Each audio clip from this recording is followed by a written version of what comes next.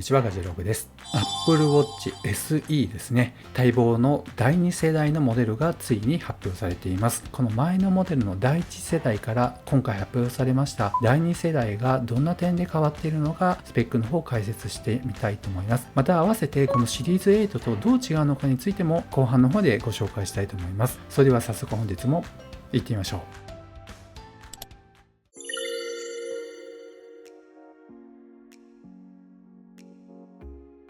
はい。ではまず最初に Apple Watch SE の主な特徴について見ていきたいと思います。ではまず最初にね、カラーリングになりますね。この CG を見てみますと、まずシルバー、そしてゴールドになりますね。そしてブラックというふうに3色展開のケースになっています。そして素材はアルミニウムのみになっています。カラーリングの正式名称は、ブラックに関してはミッドナイト、そしてゴールドに関してはスターライト、そしてシルバーとなっていますね。そして防水性能に関しては泳ぎも得意ですと出ていますが、どうなっているでしょうか。Apple Watch SE の耐水性能は50メートルですよと出ています。そしてプールでも使うことができます。で、さらには湖や海でも使うことができて、あなたが泳いだ経路はマップ上に表示できますというふうに出ていますね。すごいですね。海でも使えるんですね。当然ながら Apple Watch はワークアウトもしっかり対応しています。そして今回ですね、目玉の機能の一つになります。それは衝突事故検出という機能が搭載されました。当然ながらね、これ出番がないことを願って発明した安全機能ですと出ていますね。交通事故があった時に、この Apple Watch SE の中にありますいろんなセンサーを使いまして、事故が起きたということを検知し、緊急通報、登録してある電話番号などに自動的に通報するシステムが搭載されています。では詳しく見ていきたいと思います。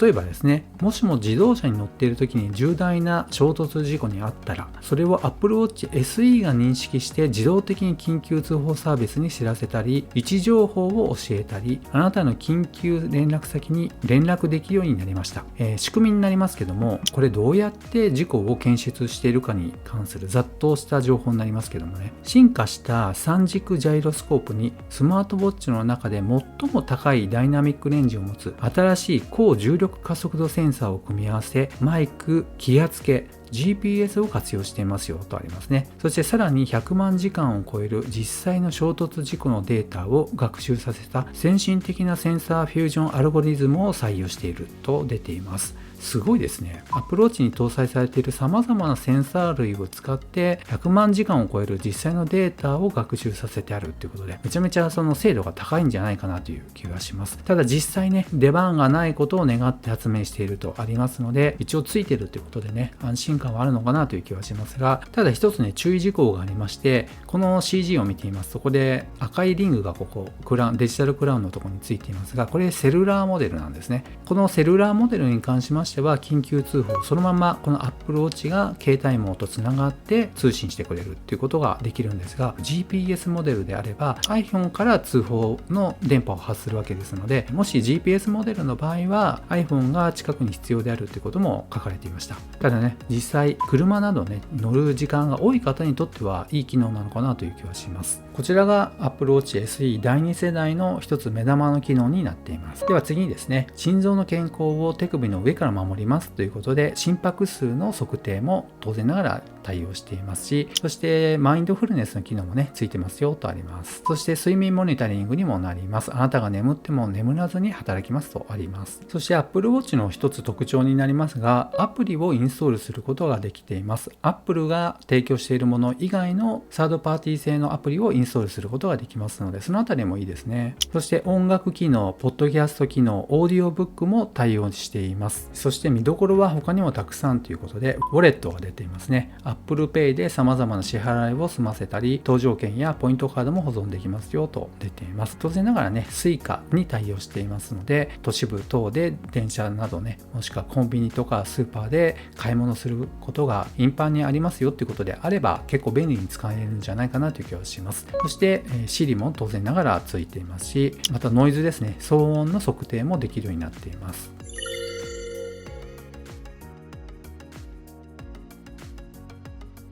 では Apple Watch SE 第2世代と、そして前の Apple Watch 第1世代と主に何が違うのかご紹介したいと思います。もちろんね、細かな部分で違うところもありますけど、まずざっとですね、この部分が違いますよということでお伝えしたいと思います。まずその一つ目がですね、チップになりますね。この S8 シップと書いてありますけども、このチップが新しい世代には搭載されています。ちなみにこの S8 チップになりますが、なんと最新モデルのシリーズ8モデルにも搭載されていますし、そして Apple Watch Ultra のね、最上位モデル、タフネスモデルにも搭載されている同じものがついています。ですので、動作に関しましては申し分ないサクサクとした動きになると予想されます。で、これに対しまして第1世代はどうなっているかということなんですが、こちらですね、第1世代になりますが S5 が搭載されています。ですので、世代的には結構ね、前のチップが第1世代に関しましては搭載されていますので、だいぶね、その動作の面でサクサク度っていうかね、ヌルヌル度っていうんでしょうかね、そのあたりが違うのかなという気はします。ただ、体感的にこの S5 でも十分速いので、並べてみて初めてわかるのかなという感じだと思います。はい、では大きなね、違いの2つ目になりますが、それは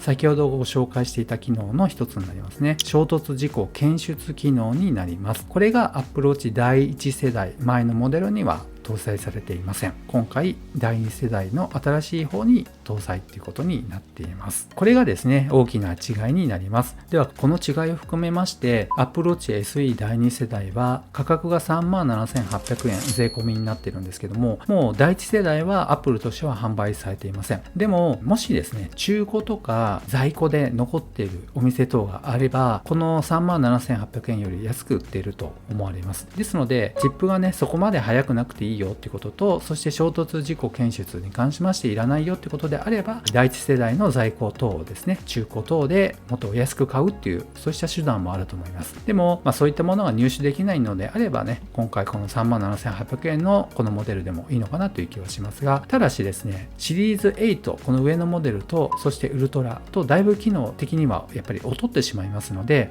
そのあたりね、最後ご紹介したいと思います。主な違いになりますけど、このね、真ん中のラインが SE になります。まず違う部分がね、ここの部分になります。防塵性能ですね。SE にはついていません。ですので、耐水性能は先ほどご紹介したように 50m 防水はついていますが、ホコリに関しましては何も謳っていませんので、水以外の部分、ホコリ、砂場とかね、そういったホコリっぽいところでは向いていないということになります。でも日常生活する上ではそんなに必要ないかもしれませんね。そして次にですね、ディスプレイの部分になりますが、8とウルトラに関しましては常時表示レティーナディスプレイとありますので、いわゆるオールウェイズオンディスプレイで、画面をね、必要最小限点灯させて、腕をね、上げなくても時計が見れる、日付がわかるっていう情報が出ています。それに対しまして SE はそういった情報なくね、画面が消灯してしまって真っ黒になりますので、AOD はついてないよってことになります。画面のサイズもシリーズ8に関しては SE に対して約ね、20% ぐらい大きくなっていますので、視認性も高くなっています。そしてここはね、個人的にはちょっと大きいかなと思います。この 37,800 円台のスマートウォッチになんと血中酸素のね、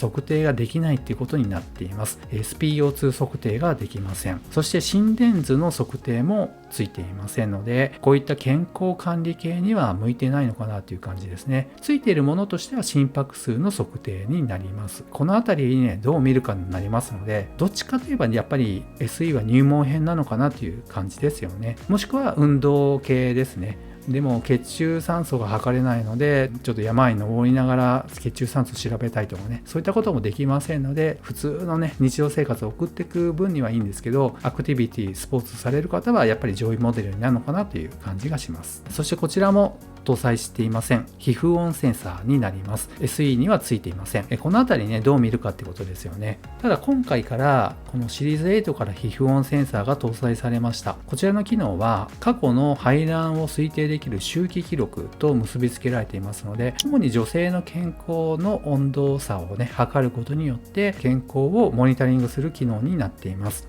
このあたりもね、もうはっきり言えばシリーズ8はもう全部入りっていう風になっていますけど、SE はそのあたり削ぎ落としてるのかなという感じが結構しますよね。というわけで価格差を見ていただきますと、シリーズ8は 59,800 円からになっていますね。GPS モデルになりますね。そして SE に関しましては 37,800 円と 22,000 円の価格差になっています。健康系が結構省かれていてのこの価格になりますので、初めて Apple Watch を買ってみたいっていう方にとってはいいのかなという気もしますが、結構ね、使い込んでいくと、あれがないこれがないっていう感じで上位モデルに目が向くのかなっていう気もします。当然ながらバッテリーの持ちも18時間ほどになっていますので、1日持つか持たないかっていうぐらいになります。そのあたりももしかしたらちょっと検討の余地があるのかなという気がします。ウルトラに関しましては倍のね、バッテリー持ちになりますので、当然ながら価格差もありますのでね、こちらはね、入門編ではありませんね。プロモデルっていう感じですね。